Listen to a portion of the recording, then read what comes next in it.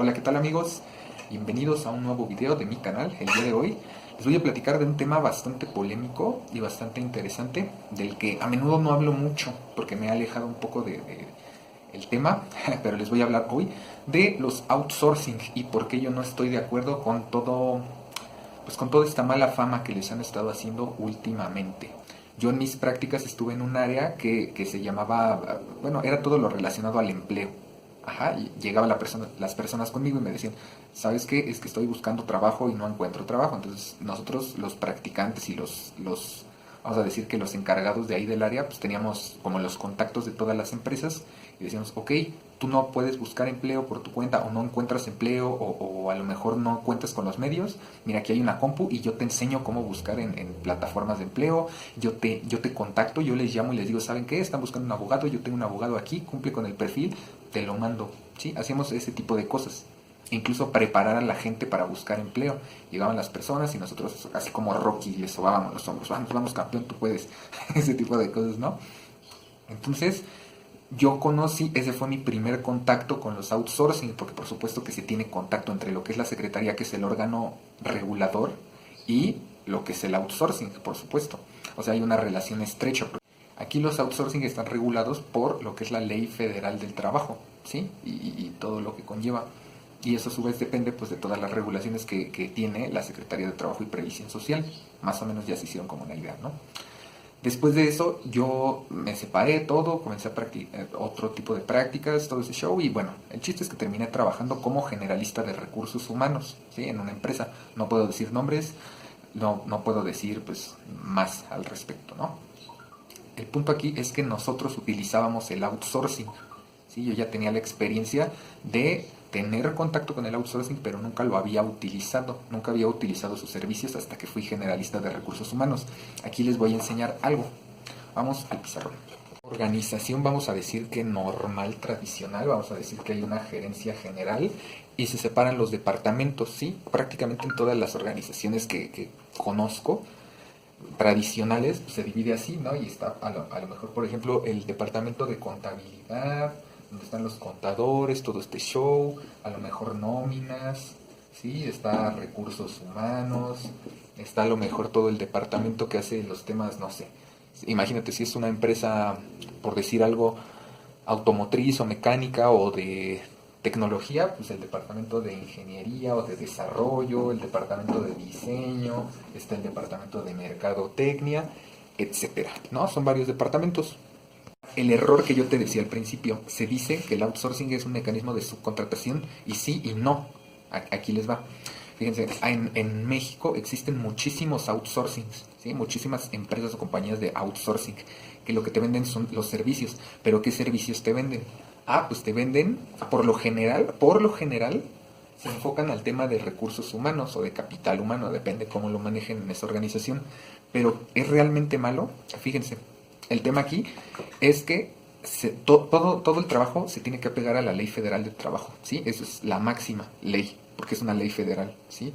Tú no puedes romper la ley, seas lo que seas, ni seas outsourcing, ni seas iniciativa privada, ni siquiera el gobierno puede, bueno, algún día les platicaré una experiencia relacionada, bueno, a ver si al final me da tiempo y les cuento ahí una historia, ¿no? El chiste es que nadie puede pasar por encima de la ley, nadie, definitivamente. Entonces, ¿qué es lo que pasa? Que no está regulado. O sea, yo si soy una iniciativa privada, supongamos que yo soy una carnicería muy grande, ¿sí? Y yo quiero contratar gente. Tengo de dos, contratarla yo o contratar a alguien para que la contrate. Eso es lo que es subcontratación. Ahora, ¿es malo? No necesariamente. Ahorita les voy a decir en dónde está el hueco legal. El hueco legal no está en el outsourcing, el hueco legal está en la ley, ¿sí? Y el hueco legal está en todas las trampas que hacen, no necesariamente los outsourcing. El que tú tengas un contrato directo no implica que va a ser un contrato limpio. No lo implica. No tiene nada que ver. Entonces el outsourcing debemos sacarnos de la cabeza que es algo malo. No es algo malo. Les voy a explicar por qué. En esta organización en la que yo trabajé, al menos nosotros así lo hacíamos, hay algo que debo dejar claro, como un paréntesis. Hay pocas organizaciones de outsourcing que cumplen con todas las normas de la ley. Son pocas realmente. Supongamos que hay 100, de 100 a lo mejor 2 o 3 cumplen, ¿sí? Nosotros trabajábamos con un outsourcing que sí cumplía todo lo de la ley, lógicamente. Ajá. Entonces, en esta organización en la que trabajé, trabajábamos con un outsourcing, vamos a decir, derecho, que funcionaba y que tenía sus pros y sus contras. Ahorita les digo qué pros y qué contras hay, ¿sí?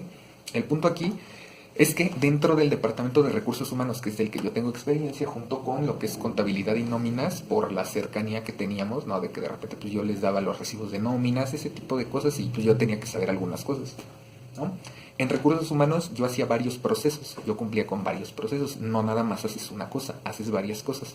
Por ejemplo, lo que es reclutamiento, selección, ¿sí? Todo lo que es desde reclutamiento hasta que, desde que buscas a una persona para que trabaje en tu empresa hasta que ya esté trabajando. Todo eso es un proceso largo. Implica el reclutamiento, que implica publicar que hay una vacante, que te lleguen los currículums, revisarlos, después de revisarlos hacer entrevistas, ya que haces las entrevistas, checar pues todo el tema de referencias, marcar a sus empleos pasados, ¿sí? Ya que marcas sus empleos, pides referencias personales, que no esté, por ejemplo, en buró de crédito, que no tenga antecedentes penales, checas todo para que tengas a una persona, vamos a decir que una persona bien, que tenga la posibilidad de cumplir el trabajo y que pues, no sea una persona que te vaya a dar inestabilidad, ¿sí? Que no salga más caro el caldo que las albóndigas, que no te vaya a volar por ahí algo. Para eso se hacen todos los tests psicométricos, yo también lo hacía, aplicar toda la psicometría, las evaluaciones de inteligencia, de conocimientos, etcétera. Ahora, ¿en dónde entraba el outsourcing? Si yo lo hacía prácticamente todo. Pues entraba en lo que era la elaboración del contrato, ¿sí? ¿Por qué? Porque nosotros no teníamos un abogado. Y ahí es donde entra la importancia de una empresa de subcontratación. Era una empresa pequeña donde yo trabajé en esa época. Lógicamente una empresa pequeña no se puede dar el lujo, y créanme que es un lujo, no se puede dar el lujo de pagar tantos servicios, ¿sí? Al yo ser generalista de recursos humanos, únicamente éramos 2 personas en el área de recursos humanos y entre los dos hacíamos todo de una organización, entre comillas, pequeña. Les estoy hablando de menos de 50 personas, ¿no? Como máximo 50. Pero eso lo hacíamos entre los dos todo. O sea, manejar la rotación de personal, estar contratando gente nueva, capacitar gente nueva, ¿sí? Y eso a nivel nacional, porque eres una empresa pequeña, pero con presencia en todos los estados, ¿sí? Entonces, en particular, en este modelo de empresa, no es rentable contratar un abogado de tiempo completo. Es más rentable pagar un servicio de outsourcing para que ellos hagan los contratos, ¿sí? Que ellos lleven el tema directo del contrato, que si llega a haber cualquier problema, cualquier cosa, que del seguro social, que de todas las prestaciones, ellos se encarguen. ¿Por qué? ¿Por qué? Porque pues a nosotros no nos alcanza. Bueno, no nos alcanzaba en ese momento. Era algo muy difícil, ¿sí? Entonces ahí es donde entraba realmente el tema del outsourcing. Ellos se ocupaban quizás de lo que llevaba un costo más alto, de lo que llevaba un trabajo que no convenía que alguien interno lo hiciera. De hecho, lo mismo pasaba en el departamento de contabilidad. Cuando llegaban a ver auditorías, ¿sí?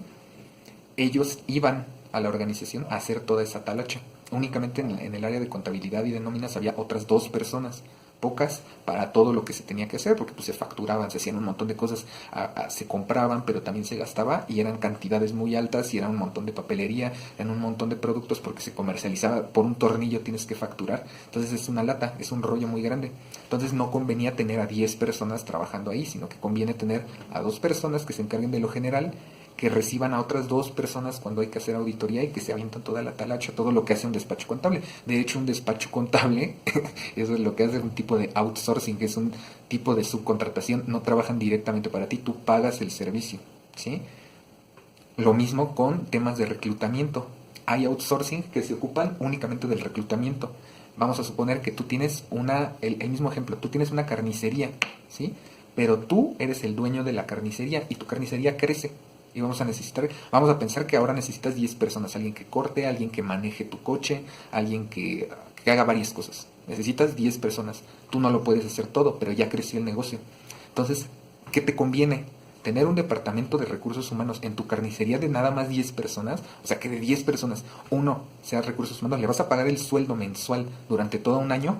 ¿O te conviene más contratar un servicio de outsourcing por un mes, que te consigan a las 10 personas ese mes, y ya después ya no necesitas el trabajo, ya no lo pagas, ¿sí? Entonces, en esos casos conviene mucho que te apoyes de las empresas de subcontratación porque ellos te hacen toda la talacha y ahí tú puedes contratar directamente, que se contraten contigo si estás dado de alta como persona moral y ya no te metes en rollos. Ahora eso es lo que el gobierno no entiende, o al menos muchas personas en el gobierno no entienden. Piensan que todo es malo y no es cierto. Ahorita les voy a explicar dónde está el error. El error realmente se encuentra en que muchas de estas empresas de subcontratación, lógicamente, Vamos a suponer que yo soy una empresa de subcontratación y tengo que contratar a fulano, pero para que trabaje con sultano, ¿sí? Como lo hacen la gran mayoría de trabajos. Ese es el verdadero problema, que no dimensionan que gran parte de la economía funciona gracias a los outsourcing. De hecho, son pocas personas las que están contratadas directamente, y el outsourcing ha sido el mecanismo por el que ha crecido. Ahora todo el mundo dice, pues es un invento capitalista, opresor, neoliberal. Se pueden decir muchas cosas. La realidad es que ayuda mucho y ayuda más de las cosas malas que aporta. ¿Es culpa del outsourcing? No es culpa del outsourcing. Fíjense, por ejemplo, hay países donde está totalmente prohibido, ¿sí? Pero usualmente son países donde la economía también se ha caído. ¿Por qué? Porque la economía se tiene que sostener de alguna manera y no puedes pagarlo todo. Esa es una realidad. La realidad es que las empresas en México muchas son micro o pequeñas empresas, al menos las conocidas como pymes. Entonces, cuando tú tienes una pyme, una pequeña empresa, vamos a decir que empiezas un proyecto de centro comercial y lo quieres crecer, tú no puedes absorber todos los gastos porque de otra manera sería imposible, porque tú no eres un gran corporativo. Entonces, realmente quienes se benefician del outsourcing, pues sí, no te voy a decir que las grandes corporaciones no se benefician, pero se benefician, yo creo que más las pequeñas y medianas empresas, ¿sí? Te voy a dar un ejemplo de quién usa. Bueno, yo no tengo ninguna relación, no voy a decir nombres, ¿no? Pero hay varias cadenas de restaurantes grandes que realmente son más populares que grandes. Vamos a decir que un restaurante que empezó, por decir, en Veracruz o en Oaxaca y que ahora tiene 10 sucursales en todo el país, ¿sí? Para quienes no conocen México, México tiene 32 estados, entonces 10 sucursales en todo el país es poco, realmente. No representa ni una por estado. Pero vamos a suponer que ya creciste después de 20 años. Entonces no te conviene tener como tal, o si te conviene, digamos, vamos a suponer, como tienes a lo mejor por restaurante 10 personas y ya tienes 20 sucursales, vamos a decir 10 y 10 sucursales, son 100 personas. Quizás ahí ya te conviene tener un área de recursos humanos, pero no te conviene tener a lo mejor el proceso de reclutamiento y selección. ¿Por qué? Porque suelen ser trabajos que tienen mucha rotación de personal, que yo te contrato hoy y mañana ya me renunciaste porque ya te ofrecieron un mejor trabajo. Entonces ponte de lado, ahorita en este momento, del lado del empresario. No te lo imagines como una bestia sedienta de dinero como Don Cangrejo. Imagínatelo como una persona normal, como tu tío conocido que tenía un coche y se compró otro, como tu conocido que tiene pues un negocio, una miscelánea, una tiendita de la esquina, como alguien que va creciendo poquito a poco, ¿sí? Y que no puede absorber todos los gastos. Puede tener el departamento de recursos humanos, puede darte el contrato directo, pero el reclutamiento y selección saldría muy caro tener una persona que esté haciendo eso todos los días, todo el tiempo. Ahí conviene más tener una empresa de subcontratación que tenga una cartera de currículums y en el momento en donde te quedes sin una persona, le marcas y le dices, buenos días, empresa de subcontratación, empresa de outsourcing, me puedes mandar a un mesero, me puedes mandar a alguien que lave, me puedes mandar a alguien que sepa hacer esto, me puedes mandar a un chofer, me urge para hoy. Pues sí, aquí está, aquí ya lo tengo, ya está en mi cartera. Entonces, como pueden ver, nos beneficiamos todos realmente porque de hecho se les conoce ya más civilizadamente, no como subcontratación, sino como agencias. Son agencias realmente lo que hacen y tienen una función real muy importante. Las agencias trabajan pues tanto con cartera de currículums, trabajan junto con plataformas digitales. Tú cuando subes a tu currículum muchas veces a plataformas como OCC Mundial, como Indeed, como las más populares, ¿no? Carteras. Incluso si tienes tu perfil en LinkedIn, pues las empresas de subcontratación tienen esos contactos, tienen perfiles ahí y es su trabajo estar buscando gente, buscando gente. Vamos a decir que su trabajo en cuanto a reclutamiento y selección es canalizar a la gente de un punto A con el trabajo A, ¿sí? Y no niego que tengan otras funciones como hacer los contratos, que a veces también conviene, repito, cuando es un empleo de mucha rotación, pues también ponte en sus zapatos. Imagínate que tú contratas a alguien para que haga X trabajo en tu casa y mañana ya te quedó mal y tú necesitas algo ya y aparte ya perdiste dinero porque ya lo diste de alta. Imagínate tú que quieres hacer una modificación en tu casa y contratas un albañil y lo das de alta en el Seguro Social, que técnicamente sería lo correcto, ¿sí?